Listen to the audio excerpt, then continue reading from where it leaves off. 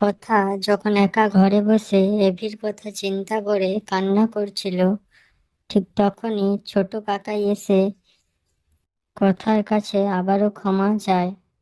কথা তারপর বলে, যেভাবেই হোক পাচক মশাইকে মেডিসিন কোম্পানিতে যোগদান করাতেই হবে। এদিকে পাচক মশাই অর্থাৎ এভি কোনোদিনও সে ওই মেডিসিন কোম্পানিতে যোগদান করবে না, কারণ সেই কোম্পানির যে মালিক মানে তার দাদু তার মাকে ঘাড় ধাক্কা দিয়ে ঘর থেকে বের করে দিয়েছে।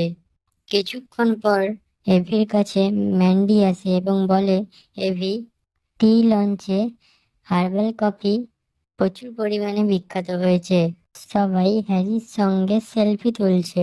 তা শুনে এভি রেগে গিয়ে বলে, আমি কি এখানে সার্কাস চালাচ্ছি? এভির রাগ দেখে সবাই সেখান থেকে চলে যায়। একটু পরে কথা সেখানে আসে।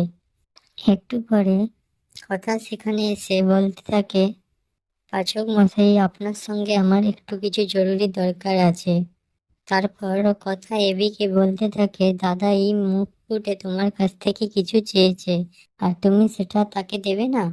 কিন্তু এভি রেগে গিয়ে বলতে থাকে, তুই কি জানিস ওই দাদাই আমার মাকে বাড়ি থেকে ঘাড় ধাক্কা দিয়ে বের করে দিয়েছে, তুই আমাদের মাঝে ঢুকিস না।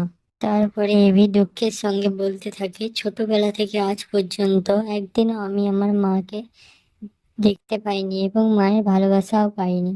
কথা বলল, দাদার তো অনেক বয়স হয়ে গেছে। তখন এভি বলে, বয়স্ক হলো ওনার চিন্তা ভাবনা। আর কথা তারপর বলে, আমার হাতটা আপনি ছাড়ুন, আমার লাগছে। এভি দেখতে পারে কথার হাত কেটে রক্ত পড়ছে। এই কথাকে জোর করে টেনে নিয়ে এসে তার রুমে বলে, এই যে মলমটা লাগিয়ে নে।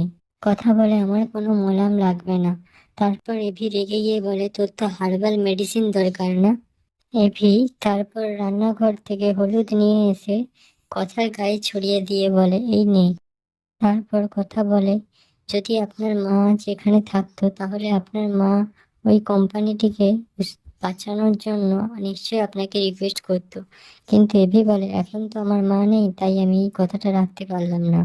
অপরদিকে চিত্রা এসে প্রান্তিককে বলে, ওই ওষুধের কোম্পানির মার্কেটিং যদি বন্ধ করে দেওয়া হয় তাহলে ওটি একেবারে স্তব্ধ হয়ে যাবে। পরবর্তী পর্বের জন্য আমাদের চ্যানেলটিকে সাবস্ক্রাইব করে রাখুন। কথা